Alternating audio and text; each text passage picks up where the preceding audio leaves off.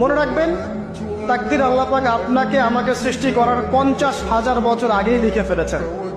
অতএব এটা নিয়ে বিভ্রান্ত হবেন না, হতাশ হয়ে যাবেন না, এবং আমল ছেড়ে দিয়ে বসেও থাকবেন না। সাহাবীরা বলেছিলেন, আমরা কি আমল ছেড়ে দিব? নবীজি বলেছেন, না, বরং তোমরা আমল করতে থাকো। যাকে যে জন্য সৃষ্টি করা হয়েছে পৃথিবীতে তার কাজ সেরকমই হবে ইনশাআল্লাহ।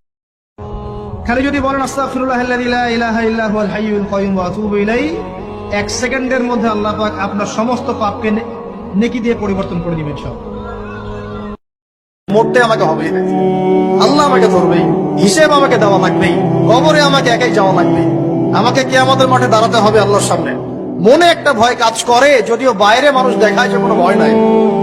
যার নামাজ নাই তার কিন্তু ইসলাম নাই। বাকি আমল অনেক পরের কথা। যার নামাজ নাই তার সাথে ইসলামের কোনো সম্পর্ক নাই।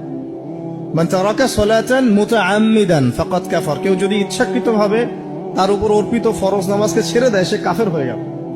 যাদের কাছেই আল্লাহ হেদায়েত এসেছে, যারা স্বীকার করে নিয়েছে, আল্লাহ পাক তাদেরকে দুনিয়ায় সাফল্য দিয়েছেন, পরকালেও সাফল্য দিয়েছেন। আর যারাই আল্লাহর বিধানকে অস্বীকার করেছে, আল্লাহ পাক দুনিয়াতে শাস্তি দিয়েছেন, পরকালেও শাস্তি দিয়েছেন।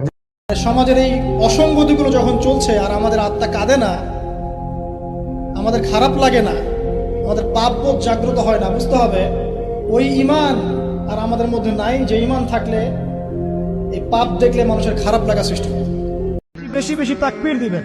তাকবীর মানে আল্লাহু আকবার, আল্লাহু আকবার, লা ইলাহা ইল্লাল্লাহ, আল্লাহু আকবার, আল্লাহু আকবার, ওয়ালিল্লাহিল হামদ। আপনি হতাশ হয়েছেন, কোরআন খুলবেন, দেখবেন আল্লাহ বলেছেন লা তাহজান, হতাশ হয়ো না।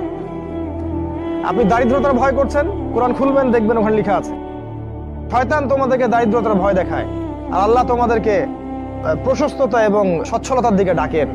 তোমরা আল্লাহকে ভয় করো, শয়তানের অনুসরণ করো। এমনকি আল্লাহ পাক আমাদেরকে বলেছেন, তোমরা জমিনবাসীর সবার উপর রহম করো। ইরহামু মান ফিল আরদ ইয়ারহামুকুম মান ফিস সামা। তোমরা সবার উপর রহম করো, দয়া করো। দয়া, রহম, এটা তো মহব্বতের একটা অংশ।